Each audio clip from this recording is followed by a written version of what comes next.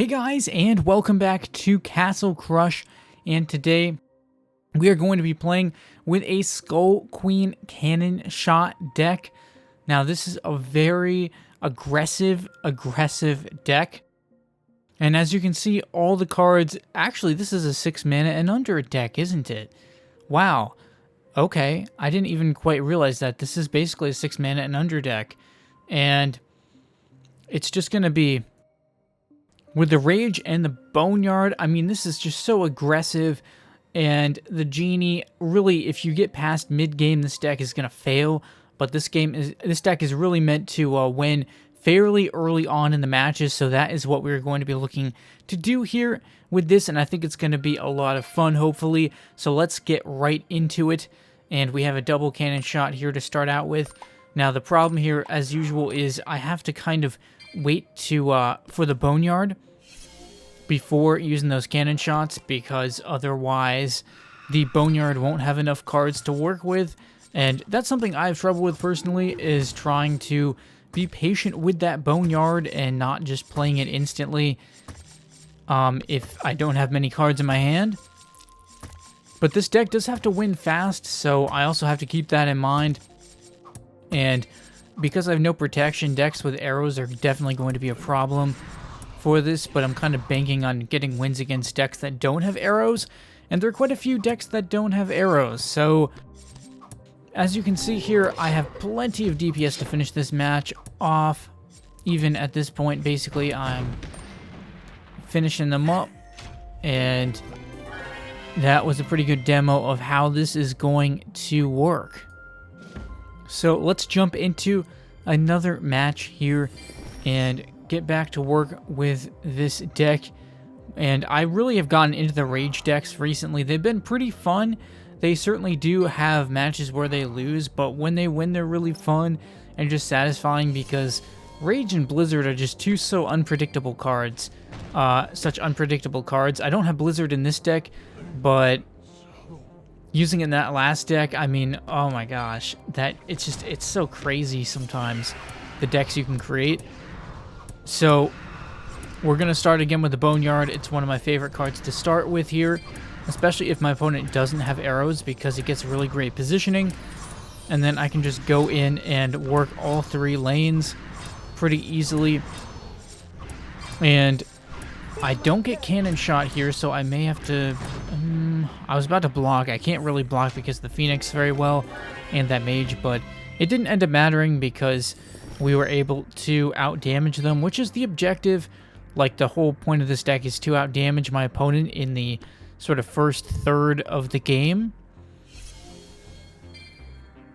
And if I don't win by that point, I'm in kind of big trouble, so I have to definitely make my moves quickly and early. It can definitely get derailed though really quick if they have arrows, which is why protection can be good with this type of deck, because it can still give you a lane to work with, even if they use arrows in the other two. So I'm just trying to wait to get my Skull Queen out, because that way I can start maximizing the damage and get closer to a cannon shot range. And then I decide to go for that last Genie and then the cannon shot to finish it off. Made that look pretty simple. Back up to Grandmaster 1 League. Haven't really been pushing leagues recently. Again, just because the season's reset and it just gets a little bit... It gets kind of boring, honestly. So that's the main reason I haven't been doing it. Because it's just pretty much grind back up to the same kind of league, and because my cards are pretty similarly leveled, and then just do it over and over again, which isn't really all that fun, to be honest. So it was fun to do it a couple of times, but after that it got kind of boring, so now I'm just kind of messing around a little bit more with the creative decks. So this looks bad on paper with him getting this Phoenix out there, but I do still have positioning, and I should put the Skull Queen... Well, okay, I decided to go for more Boneyard. I guess I can see why I did that. I really should have gone for the Skull Queen against that Phoenix, I think. See, because now, again, I'm out of position, and I have to kind of work back up there. And I'm going to just start over again with the sort of Skull Queen push. I'm not entirely sure what I was thinking here. I don't know what I'm thinking here. I'm playing kind of a sloppy hand here, so I decide I should have really waited because I would have gotten another boneyard, and I think that would have been helpful. That necromancer is a huge problem, and I can't get rid of it really. So I do get in the boneyard for one last push, but really I kind of blew that match with some sloppy play near the end. If I just played my cards a little bit more carefully, I think I could have gotten 2 full boneyards on them, and it would have been much better. So let's go straight for the boneyard, since that's the card I like to start with. And, I mean, maybe my strategy with this deck is a little bit too, predetermined. That may be the one sort of flaw with it, perhaps. But, assuming they don't have arrows, this deck is really, really good in the early game. Getting up close to their archers and getting rid of them. And I can go in here for another boneyard if I want to, especially since I have the resurrection in my back pocket. I didn't really find that I was using the resurrection very much because oftentimes they tended to use the arrows early before I could really get resurrection out very quickly. And yeah, by the time it got to the later game, usually it was things like dragons or something else where the resurrection didn't really help as much anyway, since it was something I was just going to immediately destroy the skeletons again. So I don't know, some of these on-the-fly deck choices weren't necessarily the best, but I still had a lot of fun with this deck. And the Skull Queen, I mean, it can just really KO stuff, especially with the cannon shot. I think that Gust of Wind is often seen in this type of deck, maybe as well. I was just trying to go with the full-on damage type of strategy, and Catapult can work well too, but it's a little bit high mana. So, this method of this strategy was all about not taking up as much mana, keeping the mana cost low while still being very effective. That was a questionable decision, but I guess it paid off to go for the Hollow Knight, kind of. So, yeah, I'm thinking now I can just go all in on the damage aspect. I really should have raged through the top lane, I think in particular, but with the cannon shots in my back pocket, luckily I already got them below the health point that I needed those for, and they spent so much time focusing on that one lane with the Necromancer that, yeah, I don't think they thought I was going to do that much damage that quick. So if I don't get Mana Ritual, the deck, though, can be a little bit slow to start out with, which I realized, and I was like, yeah, maybe this isn't so good.